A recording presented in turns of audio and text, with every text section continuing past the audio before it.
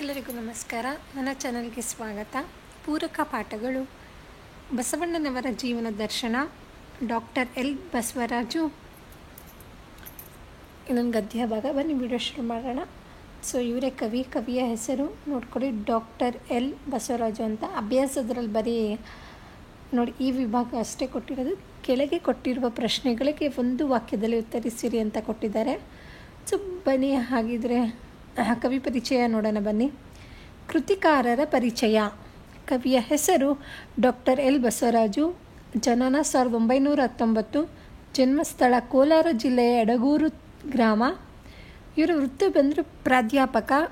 ಇವರ ಕೃತಿಗಳು ಬಂದು ಶಿವದಾಸ ಗೀತಾಂಜಲಿ, ಬಸವಣ್ಣನವರ ವಚನಗಳು, ಭಾಸನ ಭಾರತ ರೂಪಕ, ಅಲ್ಲಮ್ಮನ ವಚನಗಳು. ಇದಿಷ್ಟು ಅವರ ಕೃತಿಗಳು.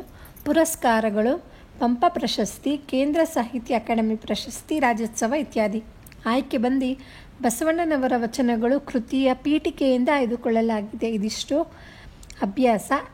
ಈ ಕೆಳಗೆ ಕೊಟ್ಟಿರುವ ಪ್ರಶ್ನೆಗಳಿಗೆ ಒಂದು ವಾಕ್ಯದಲ್ಲಿ ಉತ್ತರಿಸಿ. ಬಸವಣ್ಣನವರ ತಂದೆ ತಾಯಿಯವರ ಹೆಸರೇನು? ಬಸವಣ್ಣನವರ ತಂದೆ ಮಾದಿರಾಜ, ತಾಯಿಯವರ ಹೆಸರು ಮಾದಾಂಬೆ. ಎರಡನೇ ಪ್ರಶ್ನೆ,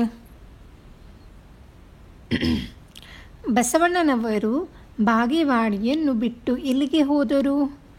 ಬಸವಣ್ಣನವರು ಬಾಗೇವಾಡಿಯನ್ನು ಬಿಟ್ಟು ಮಲಪುಹ, ಪ್ರಹರಿ, ಕೃಷ್ಣವೇಣಿ ನದಿಗಳ ಸಂಗಮ ಸ್ಥಾನದಲ್ಲಿ ಕೂಡಲ ಸಂಗಮೇಶ್ವರನಿರುವ ಕಪಡಿಯ ಸಂಗಮಕ್ಕೆ ಹೋದರು.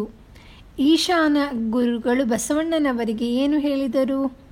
ಈಶಾನ ಗುರುಗಳು ಬಸವಣ್ಣನವರಿಗೆ, ಅಯ್ಯ ನೀನೆಲ್ಲೂ ಹೋಗಬೇಡ, ಅದು ನೀನೆಲ್ಲೂ ಅಂತ, ಏನನ್ನು ಚಿಂತಿಸಬೇಡ, ಸಂಗಮೇಶ್ವರನಿಗೆ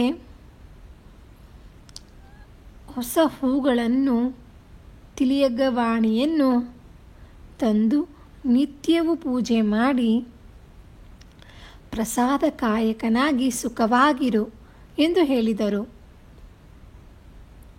ಬಸವಣ್ಣನವರ ವಚನಗಳು ಏಕೆ ಪ್ರಸಿದ್ಧವಾಗಿವೆ? ಬಸವಣ್ಣನವರ ವಚನಗಳಲ್ಲಿ ಭಾವತೀವ್ರತೆ, ಏಕಾಗ್ರತೆ ಮತ್ತು ಆತ್ಮೀಯತೆ ಪ್ರಶಂಸನೀಯವು ಆದುದರಿಂದ ಪ್ರಸಿದ್ಧವಾಗಿವೆ. ಕೊನೆಯದಾಗಿ, ಬಸವಣ್ಣನವರು ಬೋಧಿಸಿದ ಧರ್ಮದ ಜೀವಾಳ ಯಾವುದು? ಬಸವಣ್ಣನವರು ದಾನ, ದಯೆ, ನಿರಾಡಂಬರ, ವಿನಯ, ಭಕ್ತಿ, ದುಡಿಮೆ, ನಿಷ್ಕರ್ಮ ಮತ್ತು ಸರಳ ಜೀವನ ಇವು ಬೋಧಿಸಿದ ಧರ್ಮದ ಜೀವಾಳ.